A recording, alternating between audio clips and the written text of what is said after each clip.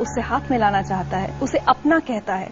एक दिन उन्हीं गलियों में गोविंद को दूसरे बच्चों के साथ खेलने से भी मना कर दिया गया था। जानते हैं क्यों? क्योंकि गोविंद एक रिक्शे वाले का बेटा है।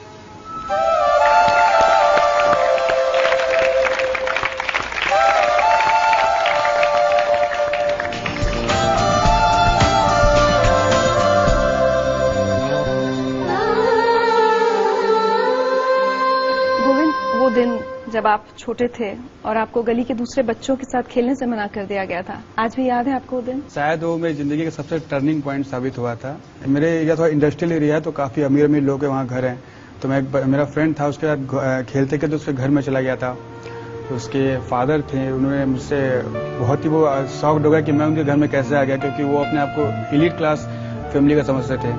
तो उन्होंने मुझे घर से बाहर निकालते हुए कहा कि तुम्हारे जैसे परिवार के लड़कों को हमारे घर में आने की हिम्मत कैसे हुई। वो बात मुझे कई दिन तक समझ में नहीं आई, क्योंकि फिर मैंने अपने एक वरिष्ठ व्यक्ति से जो तैयारी कर रहे थे, एजुकेशन में काफी अच्छे थे, उनसे पूछा कि उन्होंने ये बात क्यों कहा। तो उन्होंने कहा कि तुम्हारे जो सामाजिक बैकग्राउंड है, तुम्हारे जो परिवार के बैकग्राउंड है, उसकी वजह से उन्होंने ऐसा कहा।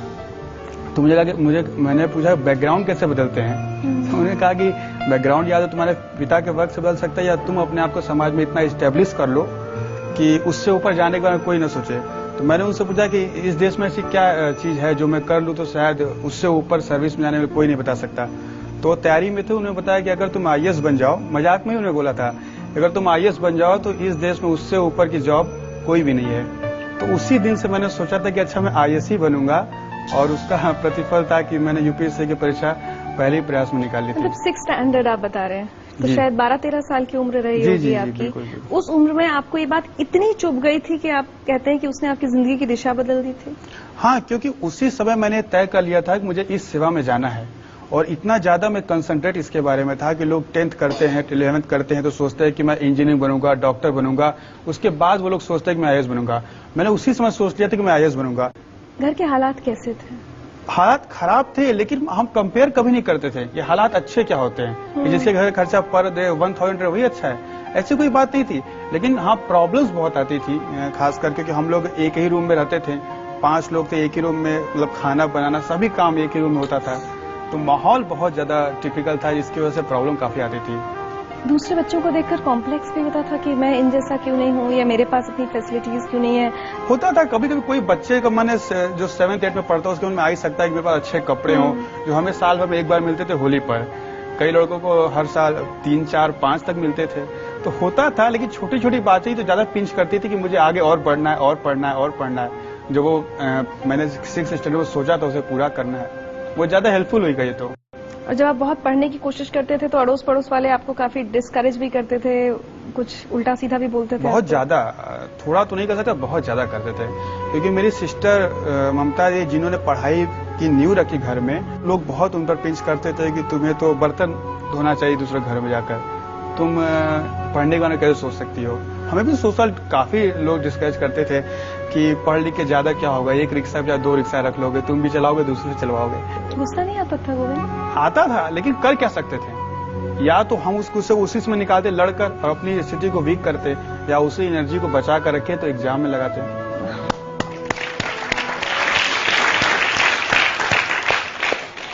जिन गलियों में आपके बचपन में इतनी सारी परेशानियां हुई हैं, आपने लोगों के इतने ताने सुने, आपको पता ही होगा कि उन गलियों के लोग अब आज आप पर बहुत फख्र करते हैं। कई लोग कहते हैं कि हमें पहले से पता था कि हो जाएगा। जबकि ये ऑब्वियस था कि लोग कहते थे कि इस परीक्षा में कोई निकल ही नहीं सकता था, क्योंकि हम 100% दावे के साथ कह सकते उनमें से कोई किसी आईएएस ऑफिसर के साथ मिला भी नहीं होगा आज तक। नहीं मिला होगा। दिल्ली जब आप आए, आईएएस के लिए कोचिंग करते हैं बच्चे, बहुत खर्चा होता है, दिल्ली आकर रहते हैं छोटी छोटी जगहों से, यहाँ अपने खर्चे बड़े शहर के बहुत सारे होते हैं, वो सब कैसे मैनेज किया? मेरे फादर के पास थोड़ी जमीन थी, उन्होंने उसको बेच दी स्टार्टिंग, लेकिन हम दिल्ली जाएं तो हमें स्टेब्लिश होने में या कुछ करने में कम से कम 1-2 महीने की जरूरत पड़ेगी, क्योंकि हम किसी को जानते नहीं थे यहाँ पर। सबसे छोटी छोटी गीता दीदी, उनकी इकोनॉमिक से थोड़ी ठीक थी, तो वो अपने ससुराल वालों से लड़के मेरी सपोर्ट करती थी, क्योंकि विश्वास तो किसी को नहीं था, केवल मेरी सिस्टर्स को छोड़कर। आपने बहुत खुद के लिए बहुत परेशानियां सही, टिफिन आप आधा खाते थे एक दिन में, हर चीज बहुत बचा बचा कर आप पैसे खर्च करते थे कि ज्यादा पैसा खर्च ना हो जाए। जो हमारी परेशानी थी कि हमने हाफ टिफिन किया, या एक बार तो था कि हम 150 रुपये महीना ही केवल बचा था, मतलब खाना के देने के बाद जो 2 टाइम हाफ खाते थे उसका 150 था कि दोनों टाइम अब चाय भी हम संभव नहीं था कि पी पाए, क्योंकि दिल्ली में 4 रुपए का 1 कप चाय होता है, तो इतना भी मेरे पास नहीं था कि हम दोनों टाइम चाय पी पाते। लेकिन इससे क्या फर्क पड़ा, हम और मजबूत हुए उभरे ना, और हमारी परेशानी थी, हमने उसको सॉल्व करने की कोशिश किया। उसका फिजिकल प्रॉब्लम बहुत झेलना पड़ा, बहुत कमजोर हो गए, बहुत बीमारियां हो गई, बट मेंटल बहुत हम टफ हुए उससे। सुनवाते हैं आपको। मैंने उसको पहली बार देखा जब वो हमारे एग्जामिनेशन ओरिएंटेशन कैंप में आया। हर हमारे सेशन के बाद वो 5 से 10 मिनट एक्स्ट्रा लेता था, क्योंकि उसके 4 से 5 सवाल एक्स्ट्रा होते थे, और जब तक वो सेटिस्फाई नहीं होता था वो छोड़ता नहीं था। मुझे कई बार ये लगता था कि विद्यार्थी इतना झक्की क्यों है, ये वास्तव में इंटरेस्टेड है या दिखाने में इंटरेस्टेड है। अब इसका अंदाजा लगाना उस समय कठिन था। मेरी उसके लिए बहुत बहुत शुभकामनाएं हैं। गोविंद जायसवाल का कहना है कि आज वो जो कुछ भी है उसका सारा श्रेय उनके परिवार को, उनके पिता को, उनकी बहनों को जाता है। उनका परिवार उनके लिए क्या सोचता है ये हम जानेंगे एक छोटे से ब्रेक के बाद। जिंदगी लाइव में आज हमारे साथ हैं गोविंद जायसवाल। बनारस में एक कमरे के घर में पले बढ़े, पड़ोसियों के ताने सहे, गरीबी देखी लेकिन हिम्मत नहीं हारी, और उसी की बदौलत आज वो एक IAS ऑफिसर हैं। आज आप जो कुछ हैं, जिस मुकाम पर पहुंचे हैं, उसके लिए किस किस को शुक्रिया कहना चाहेंगे, धन्यवाद कहना चाहेंगे? मेरी सिस्टर्स हैं ममता दी और गीता दी। ममता दी तो पता नहीं किस जन्म का पुण्य था कि ऐसा मिला था कि जब हम इंटरव्यू देने जा रहे थे UPSC का फाइनल एग्जामिनेशन था, तो वो प्रेग्नेंट थी, उनको कॉम्प्लिकेशंस कुछ आ गई थी, और मेरा इंटरव्यू था अप्रैल में, तो उन्हें डॉक्टर ने चेकअप के लिए बोल दिया था। लेकिन उसके बावजूद भी वो हमें दे दी पैसा, 5000 कपड़े और जूते खरीदने थे इंटरव्यू के लिए। तो लोगों ने पूछा क्या करो, क्या नहीं, उसका रिजल्ट आएगा 14 मई को ना, उसके बाद हम करवा लेंगे। वो विश्वास हम टूटने नहीं देना चाहते थे, और उसी की मतलब बदौलत था कि UPSC ने हमें 70% मार्क्स दिए थे, जो ऑल ओवर इंडिया हिंदी माध्यम में सर्वोच्च मार्क्स थे। तो और उन अभावों को सबसे ज्यादा धन्यवाद देना चाहूंगा जिन्होंने मुझे सबसे ज्यादा शक्तिमान बनाया। गोविंद, आज ममता दीदी आपसे कुछ कहना चाहती हैं। गोविंद शुरू से बहुत मेहनती था, पढ़ने लिखने में वो हमेशा फर्स्ट क्लास आता था, और आज जो भी किया है सिर्फ अपनी मेहनत से और अपने विश्वास से किया है, और सबकी मदद तो अपनी जगह पर है। लेकिन उसका कहना था कि दीदी अभाव के प्रभाव से व्यक्ति बहुत कुछ कर सकता है।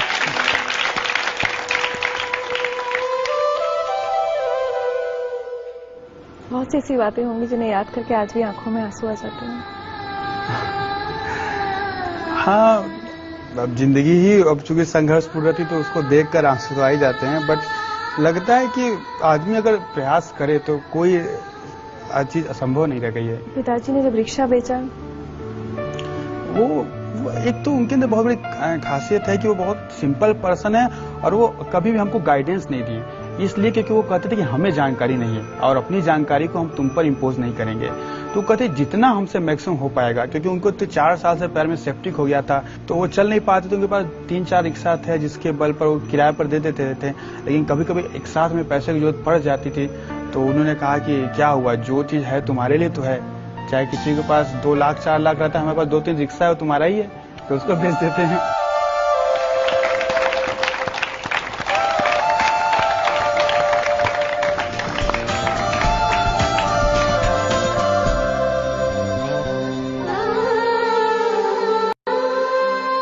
गीता, मैं आपसे अगर पूछूं, बहुत कम ऐसे उसमें माता पिता कई बार इतनी देर तक साथ दे पाते हैं, लगता है कि अब लड़का कमाना शुरू करे। आप लोगों को कभी लगा कि आपके पिता ने बहुत ज्यादा साथ दिया आप लोगों का? हाँ, मतलब साथ तो बहुत दिए, क्योंकि इनकी वो जो कैपेसिटी किसी तरह थी नहीं, फिर भी अंदर से कभी कभी इनका मनोबल टूट जाता था, तो हम लोग सपोर्ट करते थे कि नहीं, मतलब एक चांस तो देना ही चाहिए। आप बहुत होशियार थे, आपने बहुत मेहनत की थी, तबियत अपनी खराब कर ली थी, सब कुछ किया था, लेकिन आज भी ये ख्याल आकर रूह कांपती होगी कि अगर सिलेक्शन नहीं होता तो उस दिन क्या होता। 14 मई को आपका रिजल्ट आया। सच पूछे तो हम इसका आंसर दे रहे हैं, गोविंद का तो कुछ होता नहीं, लेकिन न जाने कितने लोग मर गए होते, मर जाते, सही बता रहे हैं।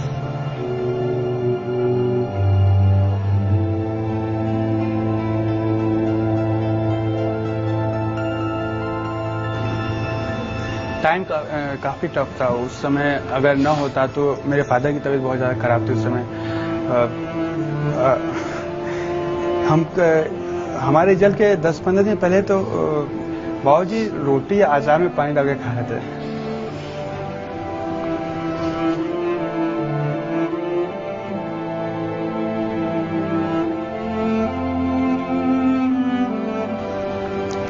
तो ऐसे सोचे कभी नहीं, बट न होता तो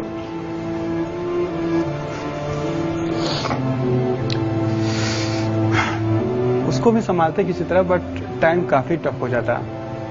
उतना झेलने की क्षमता थी कि नहीं। हम तो ना सोच के तो हम सोचते पैरालाइज हो जाता हमको, केवल हम नहीं सोचे, इसलिए हमेशा सोचते थे होगा होगा, क्योंकि हमको निश्चित हम ना सोच के ही हमको अटैक आया था।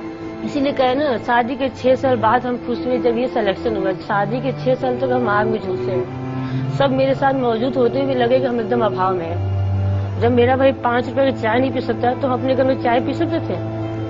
सुबह हो इसके नाम से, रात हो इसके नाम से।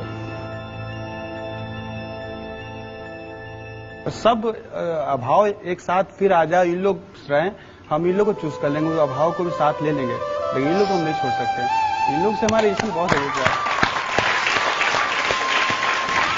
और गोविंद, मैं आपको बताऊं, जिंदगी लाइव आपसे आज क्या चाहता है। हम चाहते हैं कि आप अपनी कहानी लिखें, वो सब कुछ लिखें जो आपने देखा है, आपने सहा है, और ऐसी कहानी लिखें जिससे देश के ढेर सारे बच्चे जिन्हें बहुत सारी चीजें नहीं, बहुत सारे सुख नहीं मिल पाते हैं, वो आपसे सीख ले सकें। और इसके लिए हम आपके लिए एक छोटा सा तोहफा लाए।